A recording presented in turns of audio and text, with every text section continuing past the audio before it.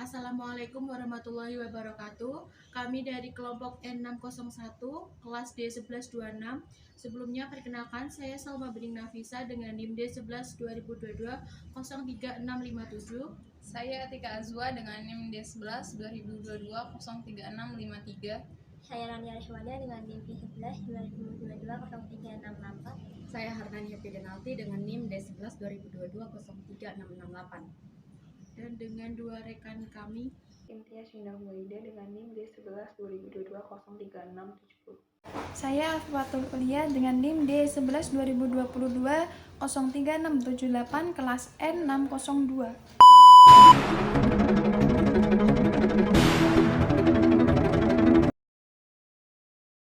Hak asasi manusia adalah sebuah konsep hukum dan normatif yang menyatakan bahwa manusia memiliki hak yang melekat pada dirinya sendiri karena ia adalah seorang manusia.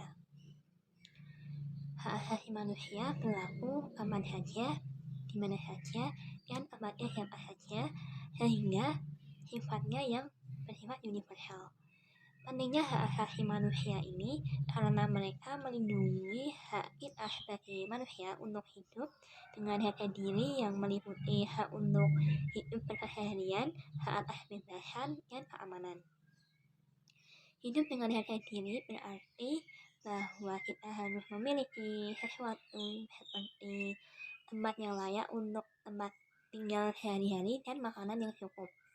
Hak asasi manusia juga telah diatur dalam Undang-Undang Nomor 39 Tahun 1999 yang menjelaskan bahwa hak asasi manusia merupakan seperangkat haknya telah melekat pada setiap individu sebagai makhluk Tuhan yang Maha Esa dan wajib dijunjung tinggi, dihormati, dan dilindungi oleh negara, hukum, pemerintah, dan setiap orang. Sedangkan menurut beberapa ahli, yaitu salah dua ahli, yaitu yang pertama Prof. Kuncoro Purbo Pranoto, hak asasi manusia adalah hak yang bersifat asasi atau hak-hak yang dimiliki manusia menurut konsepnya, sehingga tidak dapat dipisahkan dari hakikatnya sehingga bersifat suci. Dan menurut Prof. Jansi Darmudiharjo, hak asasi manusia adalah dasar atau hak-hak pokok yang dibawa manusia sejak lahir sebagai anugerah Tuhan Yang Maha Esa. Hak-hak asasi tersebut menjadi dasar dari hak dan kewajiban lain yang dimiliki manusia tersebut. Sejarah hak asasi manusia berasal dari teori hak kodrati. Teori tersebut menyebutkan bahwa hak asasi manusia merupakan hak yang dimiliki oleh manusia karena ia merupakan makhluk sosial. Artinya, meskipun manusia terlahir dengan kondisi yang berbeda-beda, baik itu dari warna kulit, kewarganegaraan, hingga jenis kelamin, mereka tetap memiliki hak yang sama sebagai manusia. Begitupun sebaliknya, sejahat apapun manusia, mereka tetap memiliki hak yang sama sebagai manusia. Salah satu tokoh yang mengemukakan teori kodrati tersebut yaitu John Locke. Ia mengatakan bahwa manusia dikaruniai oleh alam hak untuk hidup, hak kepemilikan, dan kebebasan yang tidak bisa dirampas oleh siapapun termaksud oleh negara. Pemikiran tersebut dikenal dengan istilah kontrak sosial. Apabila pemimpin di suatu negara mengabaikan tentang kontrak sosial tersebut, maka rakyat di negara tersebut berhak menurunkan pemimpinnya. Pemikiran John Locke mengenai gagasan hak kodrati dan kontrak sosial memiliki dampak terhadap revolusi di Inggris, Amerika Serikat, dan Prancis di abad ke-17 dan abad ke-18. Hak-hak kodrati yang memiliki peran dalam penyusun landasan bagi suatu sistem hukum nasional. Namun, dalam penerapannya, hak-hak kodrati terus meluas cakupannya, tidak terbatas pada hak sipil dan politik. Kini hak-hak tersebut menyebar pada tuntutan hak ekonomi, sosial, hingga budaya. Baik, saya Atika Azwa dengan NIM D11 2022 03653 akan menjelaskan tentang perkembangan HAM di Indonesia. Hak asasi manusia atau HAM adalah konsep hukum yang menyatakan bahwa manusia memiliki hak yang melekat pada dirinya dan tidak bisa dilepas oleh siapapun. Pada prinsipnya, HAM tidak bisa dicabut, tidak dapat dibagi, saling berhubungan, dan saling bergantung. Apabila ditelusuri, sejarah lahirnya HAM di dunia bermula sejak periode sebelum Masehi. Sedangkan di Indonesia sendiri, sejarah perkembangan HAM dapat dirasakan sejak sebelum kemerdekaan. Berikut ini sejarah perkembangan HAM di Indonesia. Yang pertama, sebelum kemerdekaan. Perkembangan HAM di Indonesia pada periode sebelum kemerdekaan ditandai dengan kemunculan organisasi-organisasi pergerakan nasional sebagai berikut. Yang pertama ada Budi Utomo, yang kedua ada Perhimpunan Indonesia, yang ketiga Sarekat Islam, yang keempat Indische Partij dan Partai Nasional Indonesia. Yang kedua, setelah kemerdekaan, hal yang masih diperdebatkan adalah tentang hak untuk merdeka, hak berorganisasi dalam politik, dan hak berpendapat di parlemen. Oleh sebab itu, Indonesia menjamin hak para rakyatnya untuk berserikat, berkumpul, dan menyampaikan pendapat yang tercantum dalam UUD 1945 pasal 28. Orde Lama pada periode ini sistem politik di Indonesia dipengaruhi oleh sistem liberalisme dan parlementer, sehingga perkembangan HAM juga ikut terpengaruh. Tiga, ada Orde Baru. Faktanya pada masa Orde Baru banyak terjadi pelanggaran HAM, misalnya kebijakan politik yang diterapkan bersifat sentralistis dan tidak menerima pendapat yang berbeda dengan pemerintah.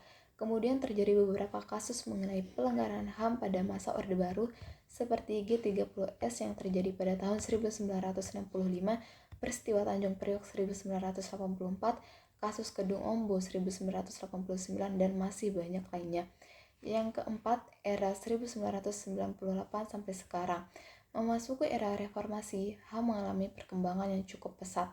Terbukti adalah lahirnya TAP MPR nomor 18/MPR/1998 tentang HAM. Selain itu, HAM juga mendapatkan perhatian besar dari pemerintah dengan melakukan amandemen UUD 1945 guna menjamin HAM. Setelah itu ditetapkannya Undang-Undang Nomor 39 Tahun 1999 tentang Hak Asasi Manusia. Jenis hak asasi manusia di Indonesia yaitu ada 6. Yang pertama, hak asasi pribadi atau personal right. Ini adalah jenis HAM yang meliputi kebebasan menyatakan pendapat, kebebasan memeluk agama, kebebasan bergerak, dan sebagainya. Lalu yang kedua ada hak asasi ekonomi atau property right.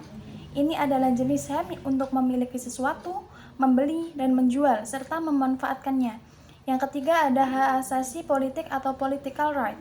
Ini adalah jenis HAM untuk ikut serta dalam pemerintahan, hak pilih untuk memilih dan dipilih dalam suatu pemilihan umum, hak untuk mendirikan parpol, dan sebagainya.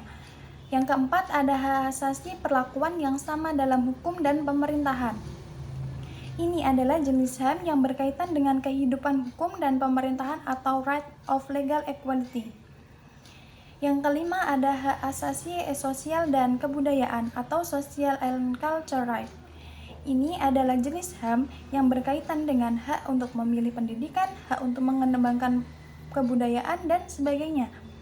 Yang terakhir ada hak asasi untuk mendapatkan perlakuan dan tata cara peradilan dan perlindungan atau procedural right. Ini adalah jenis HAM yang berisi peraturan dalam penahanan, penangkapan, penggeledahan, peradilan, dan sebagainya.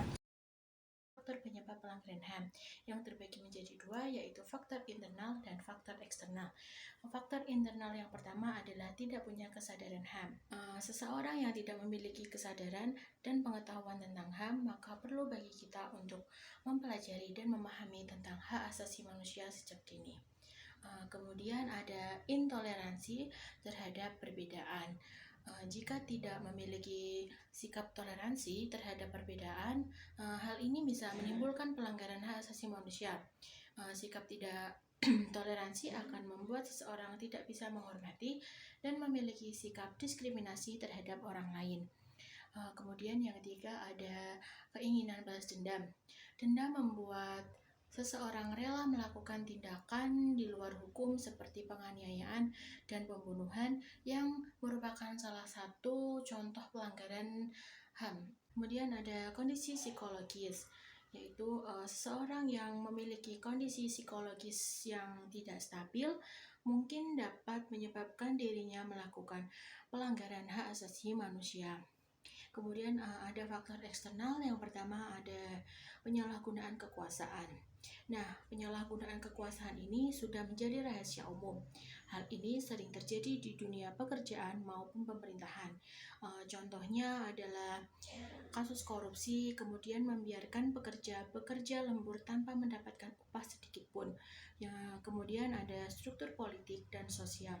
Contoh kesenjangan politik dan sosial di negara yakni tata kelola pemerintahan yang salah dan terkesan abai dengan segala kelumit yang terjadi di masyarakat.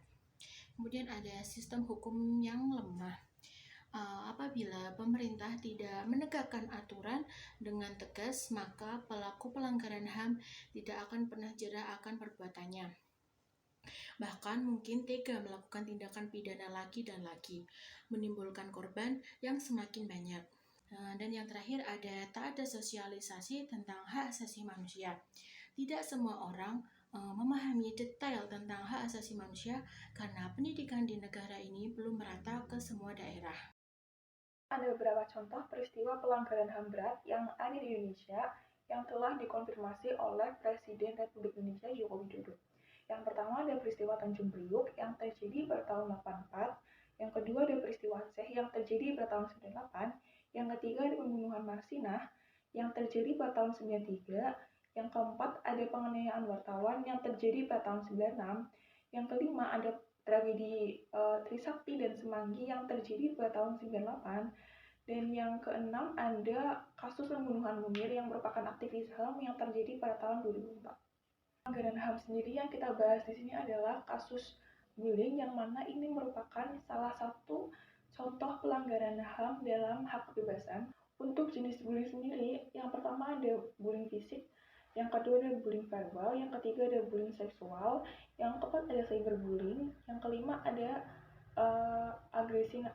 bullying agresi relasional. Kemudian contoh perilaku bullying yang tanpa sadar kita lakukan adalah yang pertama, mengkritik orang lain di depan umum, kemudian mengomentari penampilan orang lain, menghakimi orang lain, membanding-bandingkan orang lain, mengucilkan orang lain, mengabaikan orang lain, menyebarluaskan rumor, manipulatif, dan menyindir orang lain. Lo dari mana? Hai, ini aku dari Pasar. Emang kalian dari mana? Kamu nggak lihat kita bawa apa? Halo Lan, kebetulan kita habis makan dari McD. Kamu dari pasar beli apa? Iya, ini aku habis beli sayur sama tempe. Ya, coba lihat. Cuma tempe sama sayur doang kok. Udahlah guys, kenapa kalian ngomong sama dia sih? Dia juga nggak bakal ngerti kok kita dari mana. Udahlah, kita jalan aja, orang kita beda kasta sama dia kok. Dengerinnya. Stop bullying. Pemerintah telah menetapkan dasar hukum mengenai pembulian, bahwasanya pembulian merupakan salah satu pelanggaran HAM pada Undang-Undang Nomor 35 Tahun 2014 tentang Perlindungan Anak pada pasal 78C, bahwasanya setiap orang dilarang menempatkan, membiarkan, melakukan, dan menyuruh atau turut serta melakukan kekerasan terhadap anak. Kemudian sanksi dari bullying dapat berupa pidana penjara dan denda maksimal Rp72 juta. Dan jika tindakan pembulian tersebut masuk dalam kategori ringan, maka bisa dijerat KUHP pasal 351 dengan hukuman maksimal 2 tahun 8 bulan pidana penjara. Sedangkan jika bullying tersebut termasuk dalam kategori pengeroyokan, maka bisa dijerat pasal 170 KUHP dengan pidana penjara maksimal 5 tahun.